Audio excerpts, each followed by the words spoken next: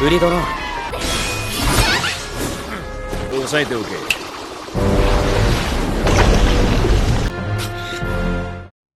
Hai guys, balik lagi di Masa bersama admin Masa yaitu Anom yang akan selalu mendongengkan alur cerita anime. Nah, di Sabtu sore ini saya akan melanjutkan dari anime Nihon e Yokoso Elf-san episode ke-9-nya. Nah, buat kalian yang belum nonton episode 1 sampai 8, kalian bisa nonton di video ini. Ini adalah anime yang kalian tunggu-tunggu dari kemarin. Sebelum itu, siapkan cemilan kalian dan carilah tempat yang paling nyaman dan kita mulai alur cerita animenya.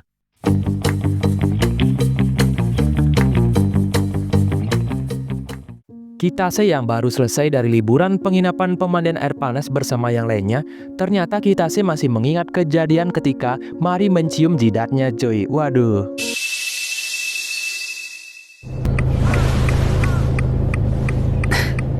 Karena mereka sudah liburan dari penginapan pemandian air panas, mereka bertiga memutuskan untuk pulang.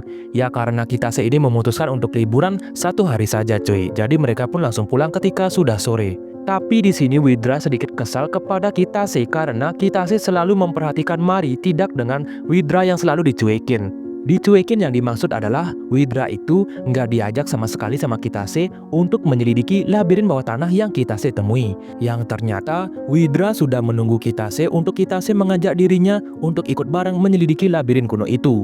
Tapi ternyata Kitase nggak ada niatan untuk mengajak Widra ikut bareng. Itu ngebuat Widra sangat sedih karena nggak dianggap sama Kitase. 僕らのパーティーに誘うなんて考えもしなかったよ。あ、東大迷宮の話だろ。目から鼻水が出るかわいい化け物じゃ。Nah, di sini Kitase membawa Widra ke tempat lain agar Widra itu sedikit tenang dan memberikannya suatu minuman bir. Biar nanti Widra nggak nangis lagi seperti anak kecil. Lalu di sini Kitase menanyakan kepada Widra, apakah nggak apa-apa meninggalkan anak-anakmu di reruntuhan itu? Widra berkata kalau tubuh aslinya lah yang merawatnya di sana. Jadi, tubuh yang seperti manusia ini yang dimiliki Widra ternyata juga termasuk tubuh intinya. Bisa dibilang Widra itu bisa membelah tubuhnya cuy menjadi 2. Jadi, nggak masalah Widra meninggalkan anak-anaknya di reruntuhan itu karena tubuh aslinya lah yang akan merawatnya di sana. Namun karena Widra ini seorang ibu-ibu tobrut dan memiliki 3 anak, di sini Kitase nggak mau mengajak Widra ke tempat yang berbahaya. Tapi Widra berkata, kau tidak perlu mengkhawatirkanku sama sekali. Toh juga aku adalah naga kuno yang sangat hebat. Widra juga berkata, dia tidak keberatan untuk menjadi pelindungnya Kitase demi kotak bekal makanan cuy. Waduh, mendengar hal itu, nggak ada alasan lain lagi untuk menolak permintaannya Widra. Nah di sini Widra pun sangat senang karena Kitase telah menerimanya. Cuman ternyata Kitase nggak mau memutuskan ini sendiri dan mereka berdua harus menunggu Mari untuk memutuskannya kedua kalinya agar Widra diterima di partiannya Kitase yang ngebuat Widra langsung sangat kesal.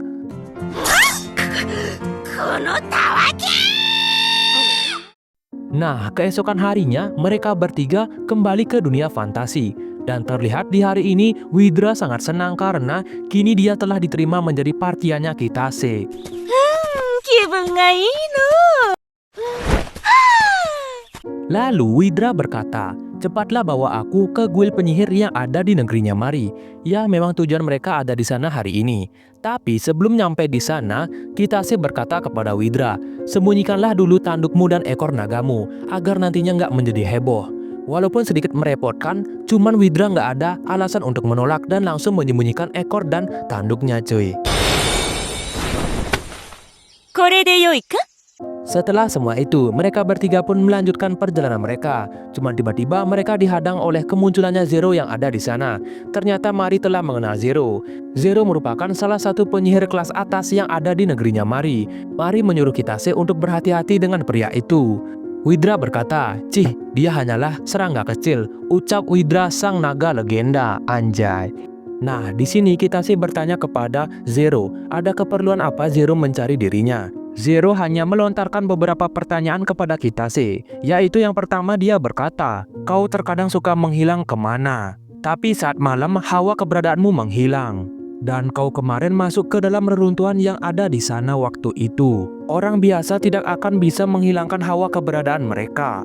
Mendengar hal itu, Kitase pun sadar kalau Zero telah mengintainya dari kemarin saat berada di reruntuhan tempatnya naga kuno berada. Zero juga berkata, bukannya waktu kalian berada di reruntuhan itu, kalian bertemu dengan monster yang sangat kuat. Dan kalian pasti langsung mati di saat itu juga. Bagaimana bisa kalian selamat dari monster yang sangat berbahaya itu? Ucap Zero. Nah, setelah itu Kitase pun bertanya kepada Tuan Zero, yang bisa dibilang namanya Seven, tapi saya lebih suka manggilnya Zero. Nah, Kitase berkata, mau apa Anda setelah menanyakan hal itu? Jadi, tujuan Zero datang ke sini adalah untuk membunuh Kitase dan Mari agar nantinya Kitase dan Mari nggak akan pergi ke labirin bawah tanah yang Kitase temui. Dan sebaliknya, Zero yang akan pergi ke sana dan mengambil semua harta yang ada di labirin bawah tanah itu. Nah, setelah semua itu, Zero dan Udin pun melancarkan aksinya untuk menyerang mereka. Tapi di sini Kitase ingin menyerang Zero, cuman dia nggak ada senjata. Dia pun meminta senjata kepada Widra. Widra memberikan senjatanya yaitu berupa pedang. Nah, Widra pun menghapus nama pemilik pedang itu yaitu Widra sendiri untuk diberikan Kitase agar nantinya Kitase bisa dengan leluasa memakai pedang itu. Dengan hal itu, Kitase harus menang dalam pertarungan ini karena telah diberikan senjata oleh Widra. Setelah itu, Kitase menyuruh Widra untuk menjaga Mari dari serangannya si Udin. Sedangkan Kitase yang akan mengurus Zero dan melawannya di sana, cuy. もう一本の剣はオーバーロード。 Nah, mari kita berpindah di guild penyihir di negerinya Mari. Di sana ada gurunya Mari dan wakil ketua guild. Di sini, gurunya Mari menjelaskan kepada semua orang yang ada di sana. Gurunya Mari menjelaskan apakah Zero pantas menjadi wakil untuk menyelidiki labirin bawah tanah itu yang kita temui. Atau sebaliknya, Mari yang akan diberi izin karena telah diakui dan kelompoknya kita lah yang akan pergi ke sana. Untuk mengetahui hal itu, siapa yang lebih pantas untuk pergi ke labirin? Di sini, gurunya Mari pun menggunakan skill pengintaiannya, yang dimana dia telah mengetahui kalau Zero sedang bertarung dengan Kitase, yang dimana semua orang pun menonton pertarungan mereka untuk menentukan siapa yang lebih cocok untuk pergi ke labirin bawah tanah itu. Sedangkan Kitase dan Zero pun melanjutkan pertarungan mereka.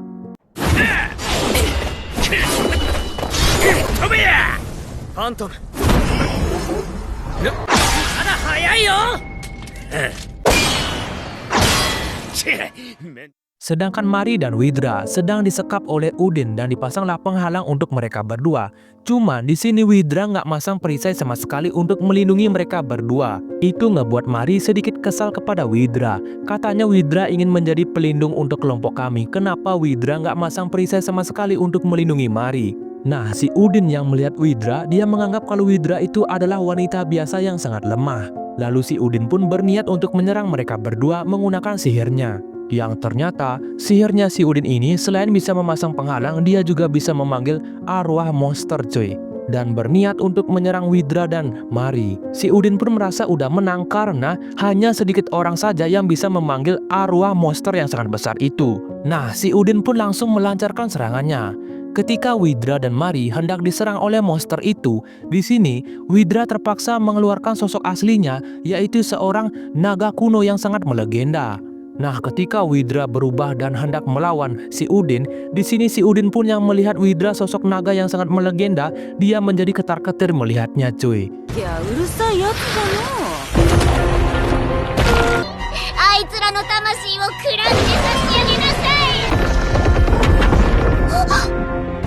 これは高密度の質量の何かが。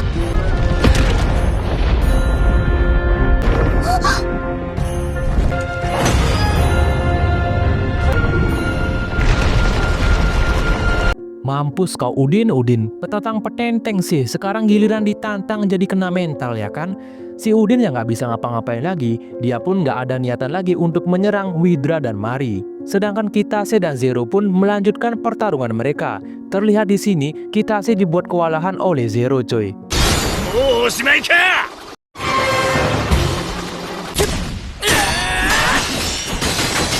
Dosta, boss?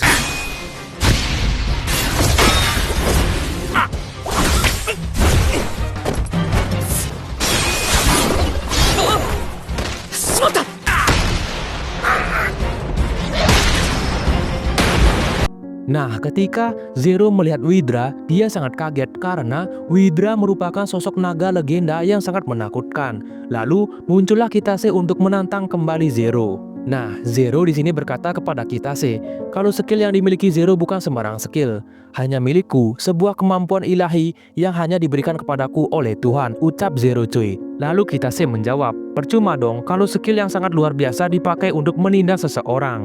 Lalu mereka berdua pun kembali bertarung. Dengan tekad yang kuat, di sini Kitase pun berhasil memenangkan pertarungan ini.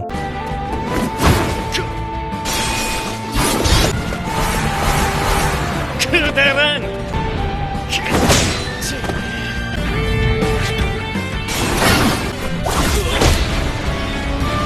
Nah, Kitase pun berhasil memenangkan pertarungan ini. Cuman di sini Zero yang sudah kalah, dia berniat untuk menyerang kembali tapi usahanya gagal.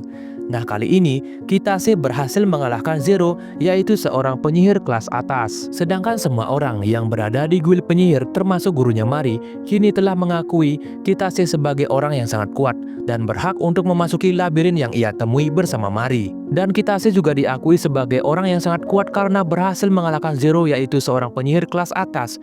Dan mereka semua pun senang melihat itu karena diketahui Zero itu sangatlah jahat karena suka menindas orang yang sangat lemah. Nah, tibalah kelompoknya Kitase di guild penyihir negerinya Mari. Nah, Mari pun langsung meminta izin kepada ketua guild. Kebetulan ketua guild ada di sana.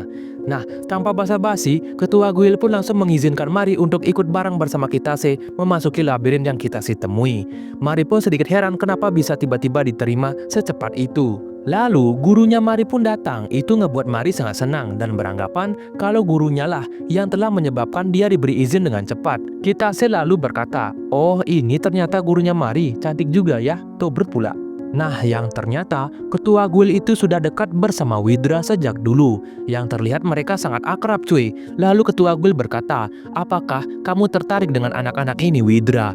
Dan itu ngebuat Kitase dan Mari kebingungan. Siapa sebenarnya ketua guild? Bisa-bisanya akrab dengan Widra. Ketua guild berkata kalau Widra merupakan sahabatnya dulu, sahabat perjuangannya cuy. Dan di sini ketua guild sangat nostalgia bertemu dengan Widra karena sudah lama nggak ketemu cuy.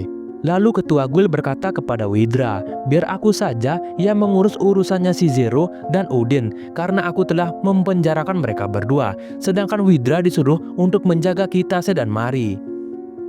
Nah, setelah semua itu, kelompoknya Kitase pun kembali ke negeri Arilai dan berkunjung ke kediamannya Mewi. Di sini, Mewi yang melihat Widra memiliki aura naga kuno yang sangat melegenda, dia pun sangat ketakutan. Widra berkata, tidak perlu takut, dan langsung memberikan batu sihir miliknya yang terdapat darah miliknya kepada Mewi. Nah, di sini Mewi disuruh untuk memurnikan batu itu. Dan Widra juga berkata, kau hanya perlu memandu si batu menuju wujud yang diinginkan si batu itu. Nah, di sini Mewi pun langsung mencoba untuk memurnikan batu itu. Awalnya Mewi sedikit kesulitan, tapi akhirnya Mewi berhasil membuat batu itu menjadi kewujud yang diinginkan. Yang ternyata batu itu berubah menjadi tongkat sihir yang langsung diberikan kepada Mari untuk sebagai hadiah. Mari pun sangat senang diberikan tongkat sihir itu. Dan episode anime ini pun ditutup dengan keberangkatan mereka bertiga ke labirin bawah tanah yang Kitase temui cuy. 温泉で勇気を出した褒美じゃ。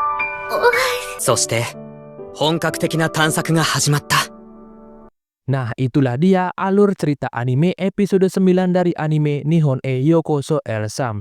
Nah, buat kalian yang pengen tahu kelanjutannya, tunggu di hari Sabtu ke depannya. Dan buat kalian yang udah komen seperti ini, saya ucapkan terima kasih karena membuat saya menjadi semangat untuk membuat konten berikutnya. Ya udah, sampai ketemu di lain waktu.